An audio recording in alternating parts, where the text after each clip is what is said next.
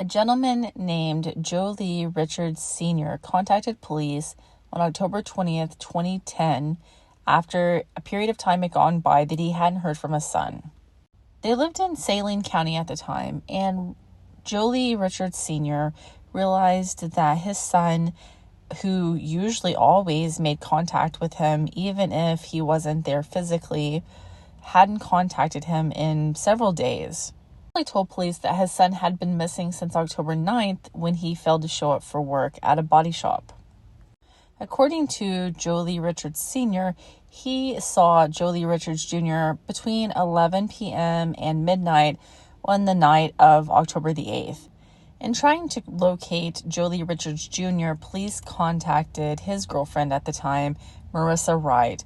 And Marissa Wright told police that in the early morning hours of October 9th, Jolie Richards Jr. had came by her house. She told police that she had a friend at the home named Myra who could vouch for that. Police did talk to Myra, and Myra did say that Jolie Richards Jr. did come to the home that night. She actually said that he left around midnight, which was earlier than whenever he did actually leave, because his dad had seen him between 11 and 12. But she also said there was an argument that took place between Marissa Wright and Jolie Richards Jr. about money, that Jolie Richards Jr. owed Marissa money. In continuing to look for Jolie Richards Jr., who was known by his family and friends as Joey, police did figure out his vehicle was parked at his home. His keys were inside the vehicle. His wallet was inside the vehicle. Really, the only thing that was missing was him. Almost a month later, a call was received by Saline County 911. The call was made from a payphone at a gas station. The woman on the line refused to identify herself. She said she didn't want to be another victim, but she did say that Rissa shot Joey in her bathroom. The caller said that she didn't know where Joey's body was, but she did tell police that Rissa drove Joey's truck back to his dad's house and then got a ride back to her house in Traskwood. The caller also said that Rissa had tortured and killed a man named Randy in her home a few years earlier. She said that there was blood everywhere, but that they had painted to cover it up. The caller also mentioned a 1989 murder in which Marissa Wright was granted immunity. So if you're keeping up, that's a potential of 3 murder victims at the hands of Marissa Wright. Through investigation, police learned that Myra and Marissa were not the only 2 people at the home the night that Joey came to visit. They learned that a woman named Dana had also been there that night. Police didn't interview Dana until September of 2011, but when they did interview Dana, they learned some useful information. Police learned that Dana was at the home with a man named Mark. Myra and Marissa were also there, and they were cooking methamphetamine in the bathroom that night.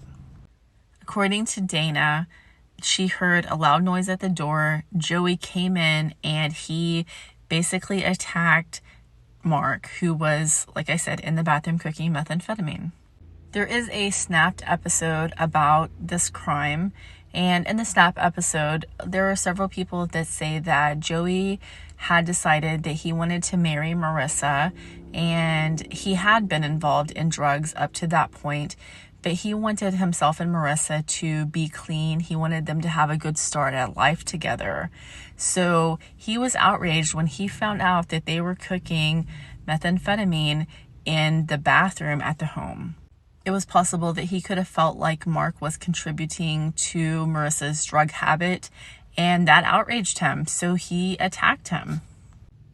Marissa did try to stop the fight, but when she couldn't, she got a gun, and first she fired a shot into the air. That didn't stop the fight. Then she fired a shot hitting Joey. Joey turned to her and said, "You shot me." And according to Dana, Marissa basically said, "Well, I had to do something to get you to calm down." According to Dana, she and Mark could not get out of there fast enough. They got outside, but they couldn't find their keys. They had dropped their keys somewhere. So they ended up taking Marissa's vehicle and leaving. According to Mark and Dana, Joey was alive and talking when they left. Dana also said that they didn't leave the materials for cooking meth at the home. They grabbed them and put them in a duffel bag when they were leaving, and they dropped that duffel bag on the road between Traskwood and Benton. Dana told police that she dropped Mark off at his house. She drove back to her house, but later received a call saying that Marissa needed her vehicle back. So she didn't know who, but someone came to pick up Marissa's vehicle from her house where she was staying. Both Dana and Mark's wife, who was also interviewed, denied being the woman who called 911 from the gas station. But Dana did say, even in subsequent interviews, that the only people that were actually in the bathroom at the time that Joey was shot were Marissa, Joey, and Mark. In Mark's interview, he did tell police that Marissa is the one that called him to ask him to come to the house and help her and Myra cook methamphetamine. Mark said that Joey had been calling earlier in the evening and Marissa refused to tell him where she was, which agitated him. He also told police that after everything happened, Marissa did tell him that no one would ever find Joey's body. Both Dana and Mark told police that Marissa was involved in the 1989 murder of Jeffrey Rhodes, where Marissa testified against her co-defendant in exchange for immunity, and that is what caused them to fear for their lives. According to police, they obtained a search warrant to search Marissa's home on October 3rd, 2011.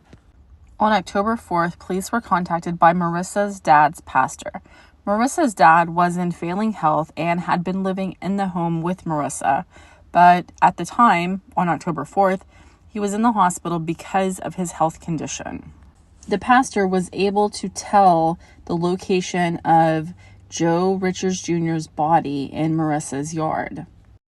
When police went to the hospital to talk to Marissa's dad, they learned that Marissa had told her dad that police were obtaining a search warrant for the property and that when they searched the property, there would be 2 bodies found in the backyard, one beside the steps and one under a koi pond. Police went to the home in order to speak with Marissa, but she had attempted to unalive herself. According to the episode of Snapped, Marissa had left a note behind accepting responsibility for the death of Jolie Richards Jr. So, as it turns out, after Joey died, she put him beside the steps and buried him there in the backyard. The other person, the body that was under the koi pond, turned out to be an ex-boyfriend of hers. So as it turns out, in February 2008, Marissa was dating Randall Anderson. Randall Anderson had been physically abusive to Marissa, according to her, in the past. And Marissa believed that Randall Anderson was responsible for stealing her mother's jewelry from her. She believed that he stole the jewelry and pawned it. And so in retaliation for that, she decided to tie him to a chair and beat him. She beat him for a good amount of time until she finally put a plastic bag over his head and suffocated him to death. Once that happened, she called someone to come help her that helped wrap him in a tarp, move him outside, and place him under the koi pond. In 2012, Marissa Wright pleaded guilty to both the murder of Jolie Richards Jr. and Randall Anderson. She signed a statement of facts about both crimes and was sentenced to life in prison on each murder. In 2015, Marissa Wright did apply for post-conviction relief.